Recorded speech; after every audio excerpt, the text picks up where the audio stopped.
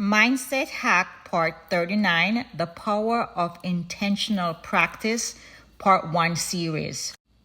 Hey everyone, welcome back to the channel. Today we're kicking off 3-part series in something that can truly change the way you approach skill development, intentional practice.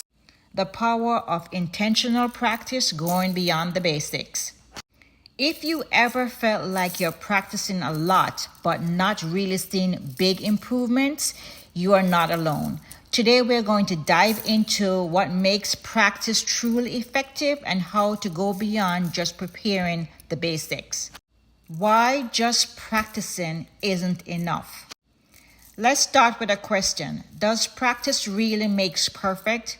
We have all heard that saying, but here's the reality. Just practicing isn't enough to get better. In fact, just going through the motions can lead us to a plateau. Routine practice versus intentional practice. When we stick to a routine, we often just repeating what we already know. But intentional practice, that's a whole different game. It's targeted, focused, and designed to push us beyond our current level. Defining intentional practice. So, what exactly is intentional practice? In simple terms, it's a practice with purpose. It's not just about doing the same thing over and over. It's about identifying specific areas where you want to improve and then designing your practice around those goals. Think of intentional practice as setting a mini goal for every practice session. It's all about focus and structure. Instead of just practicing a skill, you're aiming to improve a specific part of it. The science of intentional practice. There's even science behind why intentional practice works. Our brains are amazing at adapting, but they need specific challenge to grow.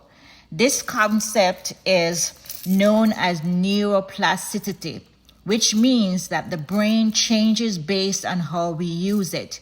When we engage in focus, goal-oriented practice, we literally rewire our brain to get better at that skill. Think of athletes or musicians. They don't just play or perform. They isolate particular skills and practice those specific things with intentions. Common practice pitfalls. Let's talk about some common pitfalls in practice. Many people, myself included, at times fall into a pattern of practicing what's comfort or avoiding areas that feel challenging. These habits might feel good in the short term, but they won't lead to real growth. Intentional practice, on the other hand, means confronting those weaknesses. It's about tackling what's difficult. That's where the real improvement happens. Reflection exercise. Here's a quick exercise for you. Take a moment to think about your own practice routine. Are you practicing with a specific goal in mind?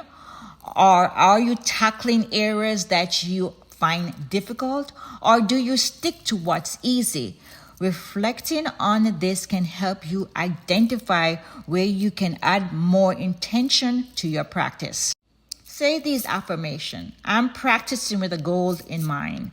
I am challenging myself. All right, that's a wrap up for part 1.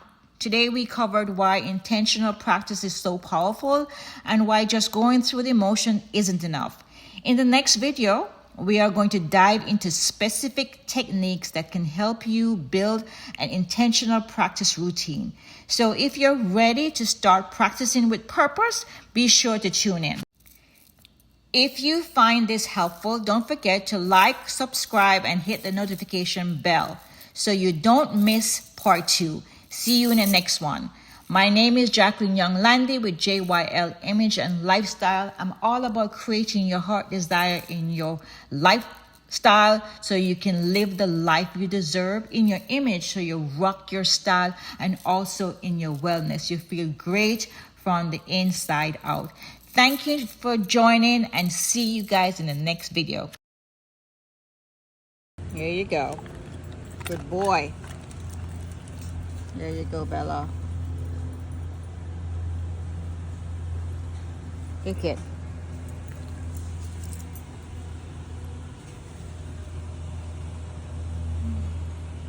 Not eating it?